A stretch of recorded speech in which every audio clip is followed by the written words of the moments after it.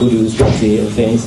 There's one particular player, Afena-Gyan, that you managed to call from Italy. How were you able to go around and get him? Because after our last match with Nigeria that he partake in it, he's been out of the national team for some years now, went through a lot of difficulties, but he's in the list at the moment. How did you manage to convince him?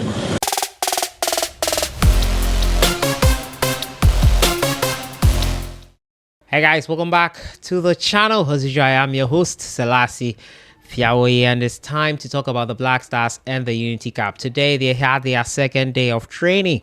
Yesterday, when the players arrived on Sunday yesterday, they had a gym session, training session, which composed mostly of the 4 locally based players. We also had some foreign-based players in there. Gideon Mensah, Lawrence Atizigi, and co had already arrived in camp. And the news about Baba Rahman being included in the camp, well, it was that he was spotted, but it was just that. He was not included in the team. He was just visiting and passing through. Today, Coach Otto Addo held his pre-match press conference where he spoke about a plethora of things, including Felix Afena-Gyan. Remember, Afena-Gyan has made a return into the Ghana national team. And many are asking, how come he is back in there? He had an answer for one of the journalists who asked that question. We'll look at the second day of training today. We'll also talk about the players in camp and everything in between. Subscribe if you haven't. Click on that notification bell to get more updates. Jump right into it. And first, look at the players that have already arrived in camp. Today, the Ghana Black Stars team was officially announced, followed by pictures and videos of players arriving in camp. Yes, the goalkeepers, all 3 of them are already in camp. Leaving the shores of Ghana on Saturday was Benjamin Asare. Joseph Tete Anan, who got his debut call-up, is already in camp. They were part of the training session today. Also available in camp was Lawrence Atizigi. He was involved in the stretching and a gym session on Sunday when the players arrived, along with the local contingent.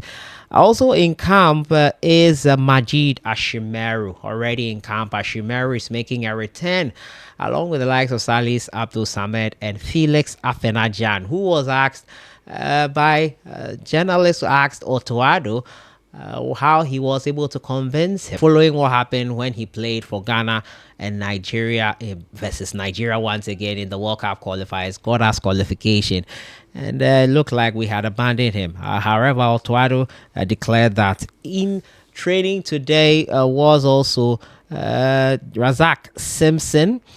He was available for the national team today in training, along with Kwame Poku.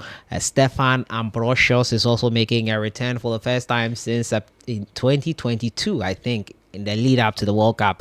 He suffered an injury that ruled him out of the World Cup as well, so he did not take part in the World Cup for the Ghana Black Stars. So Stefan Ambrosius.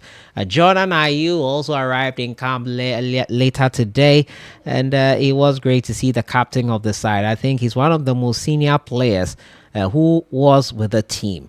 Kudus Mohammed and Kamaldeen Sulemana also paid a visit to the Ghana team. They welcomed them. They had a hearty moment. Cheers with Kwame Poku. It was fun to watch, and all the celebrations going on. Kudus was there to encourage the players, along with Christopher Bonsuba.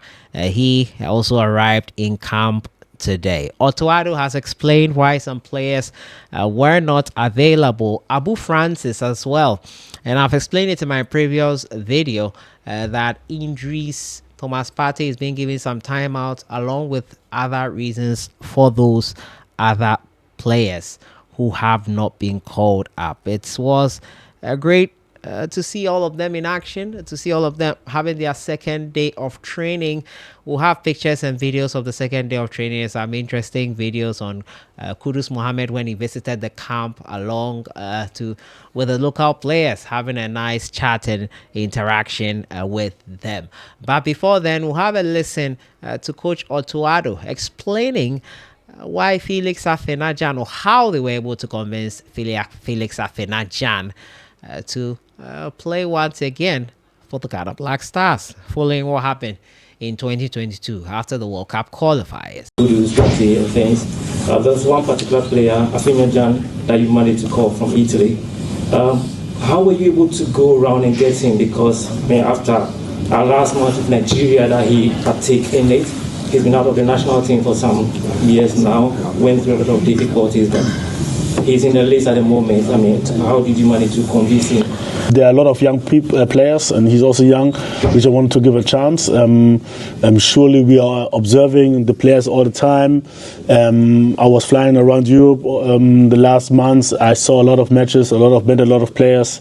We're getting features from our video assistants, and he did well, and that's why we wanted to give him another chance. He's still young.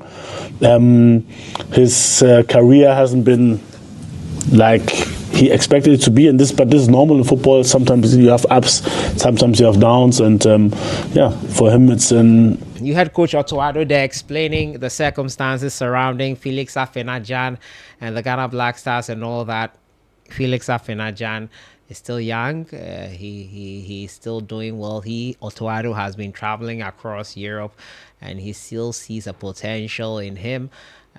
He will be given an opportunity, obviously, to show what he is made of. More players are expected to troop in the coming days, but today's pre-match press conference featured that for the Nigerian Super Eagles as well.